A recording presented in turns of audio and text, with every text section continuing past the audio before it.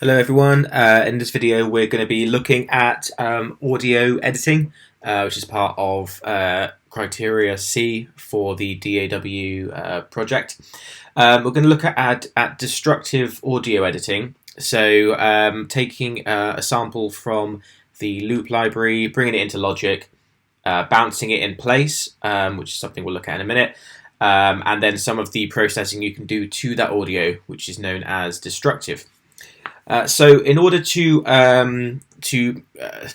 carry out all of the tasks that we want to, we need to make sure that our advanced settings are all ticked and on. So if you haven't done this already, you'll probably notice that there's wooden panels on the left and right hand side. If it's not the case, you need to go to Logic Pro X, Preferences, Advanced Tools, and then make sure this Show Advanced Tools box is ticked and that you've enabled all of them.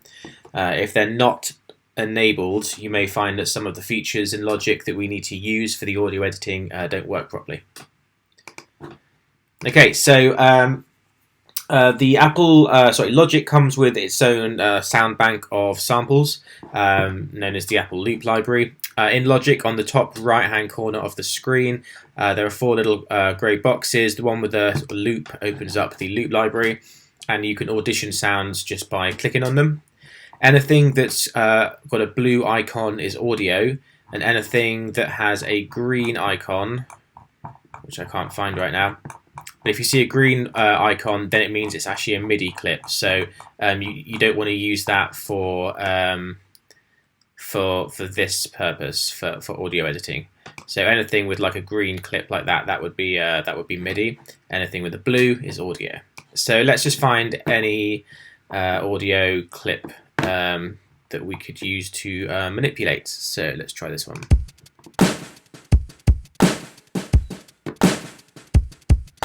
Okay, happy with that. So I will click and hold and drag that into my sequencer window. If you've already got a audio track created, you can just drag it straight onto the audio track. If you've only got MIDI or software instrument tracks available, then you can drag the audio into an empty space below, and it will create an audio track for you. And when you hit spacebar, hit play, then it will play the audio. I'm going to loop this audio clip so I can keep it playing round and round. I can actually, to loop, I can drag along the top to move this yellow loop marker around. Alternatively, if I click on the clip that I want to loop and hold down Command and U, then it automatically loops that particular section for me. So just to recap, that's Command and U.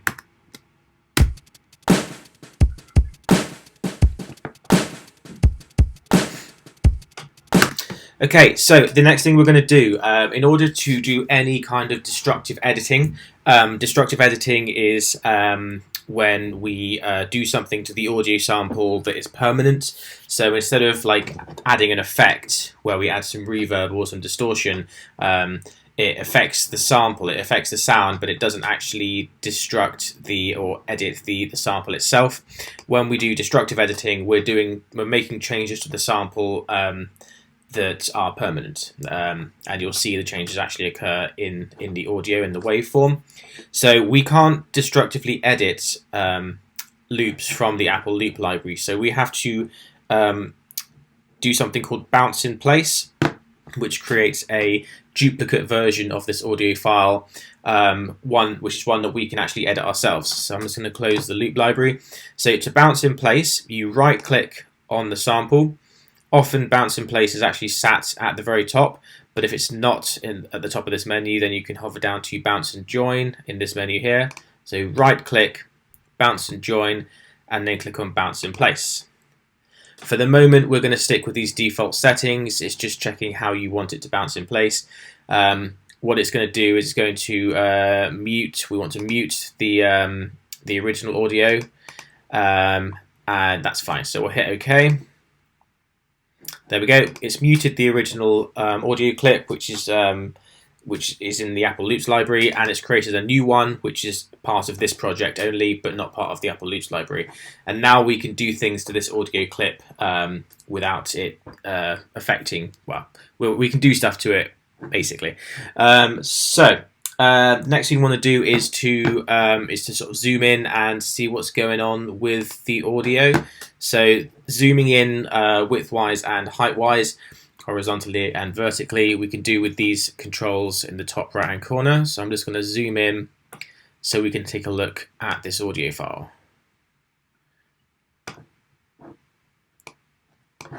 So this looks a bit different to MIDI clips, whereas with MIDI clips we've got little bars, little squares that represent the notes that are being played.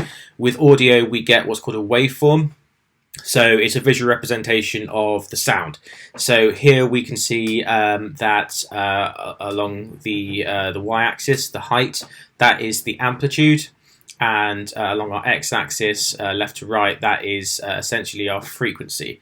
So if we zoom in very, very close, we can start to see more detail about the actual waveform. So where these cycles are closer together here, that actually means that the pitch is higher, and as the cycles get further and further apart, that means that the pitch is actually a bit lower.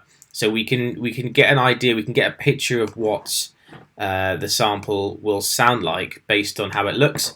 So pitch left to right, and amplitude top to bottom. So this section here will be louder than this section here.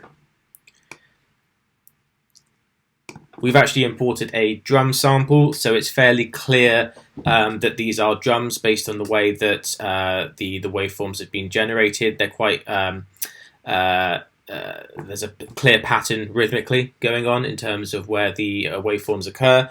So that would probably be a kick and a snare. Any of these slightly smaller clips here, waveforms here, these will be possibly hi-hats. The other thing to note is that what we call these sudden spikes in audio transients. So when you get a sudden spike that decays like this bit right here is called the transient. It's the very beginning. So it's like the initial impact of a sound. So if you ever heard me referring to parts of a waveform by the word transient, then it means that I'm referring to the initial impact, the bit at the very beginning.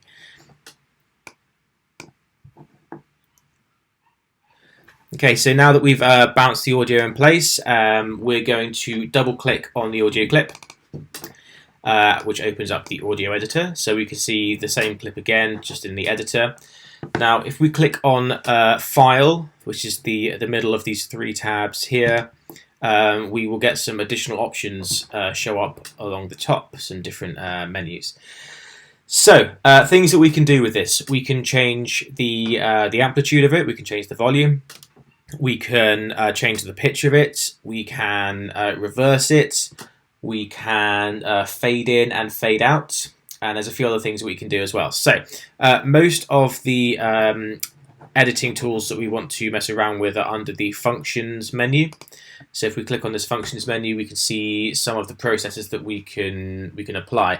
So normalize, that makes the that basically brings the audio volume up to as loud as it can possibly be without it distorting. So if you've recorded something really quietly and you normalize it, it will bring up the whole volume of that clip to the maximum volume that it could possibly be, which would be 0 dB. So that it could be heard so it's easier to hear, basically. Changing the gain allows you to change the volume. Fading in and fading out is self-explanatory. If you select a section of the clip and hit silence, then it will basically remove the sound in that part. Inverting is about flipping the waveform upside down, so that's kind of like phase invert. Reverse obviously plays the sample backwards. And time and pitch enable you to change the timing and the pitch, obviously. So let's have a look at some of these processes. So let's try fade in. So if I click on fade in, you'll see now that it's making the track fade in gradually.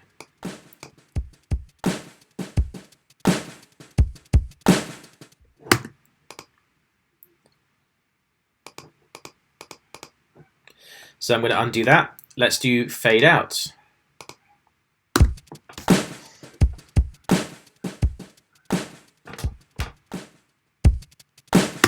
Okay, I'm going to undo that. I'm just going to go through each of these functions in turn, just so you can see what they do, and then you can mess around with them yourself.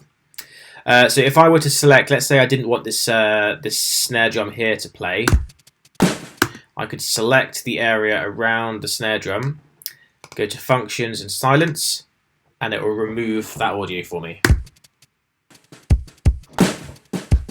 Obviously, it might need to be a bit tidier than that, a bit neater, but this is a really handy tool for if there's a mistake or a pop or a click in the audio that you want to get rid of. When you are given the assignment brief, you are likely to be given some audio files that you need to work with and manipulate. Some of them may have mistakes or errors in them that you may want to remove, so that they don't end up in the final production. So silence is a very useful tool for removing anything that you don't want. So yeah, just select the area you want to silence, function, silence. Okay. We've got reverse, so if I select the snare drum again and reverse it,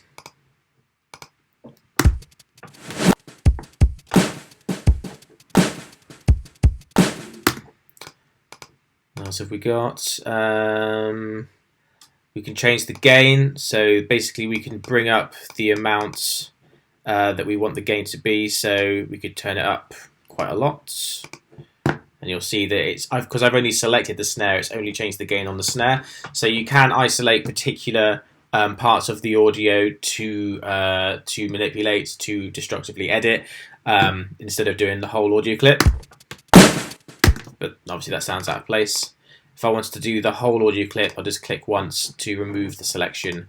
Oops, no. I'll hit Command A. I'll hit Command A to select everything, and then try changing the gain again. Let's turn it down this time. There we go. Okay, let's undo that. And time and pitch. So for the moment, we're just going to focus on the pitch. We're going to look at some timing options in another video. So the transposition section is this bottom part here where it says pitch. So it's measured in cents. So a cent is 1/100th of a semitone.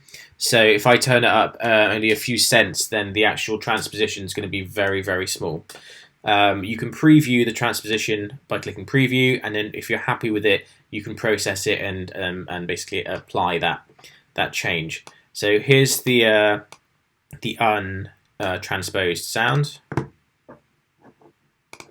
Oops. Okay, let's turn it up a little bit. You can hear it's done it a tiny amount. So this is now that would be a semitone here, 100 cents. Let's turn it up 2 semitones.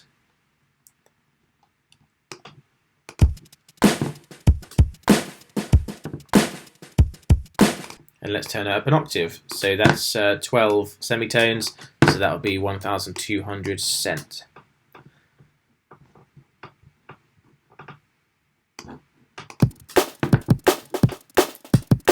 And as you can hear, when you change the pitch in this way, it directly relates to the speed of the recording. So if you want to transpose the pitch, but you don't want to affect the actual tempo, then there's another way that we'll do that, which I'll show you in another video.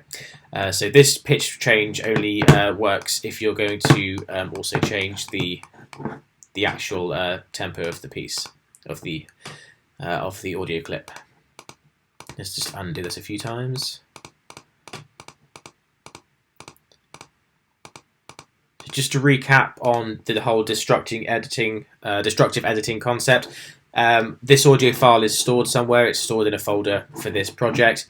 Everything I'm doing to the audio in this window is actually affecting the audio in the folder where it's stored. So that's why I'm undoing everything, because I don't want to keep any of these changes. So just be aware that when you edit stuff in this way, it does change the original audio file. If I duplicate this audio file, so I've got the same file here and here, and then I destructively edit this one, it will affect this one as well, because they're both sourced from the same file location.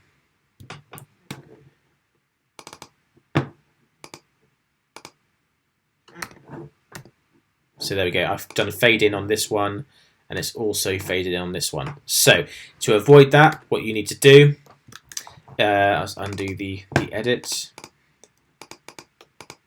If you don't want to destructively edit one and affect another one, you need to bounce in place again. So right click, bounce and join, bounce in place. Often if you've already bounced in place once before, then it should appear as a recent item at the top of the menu. So hit OK. Actually, we'll unmute that one.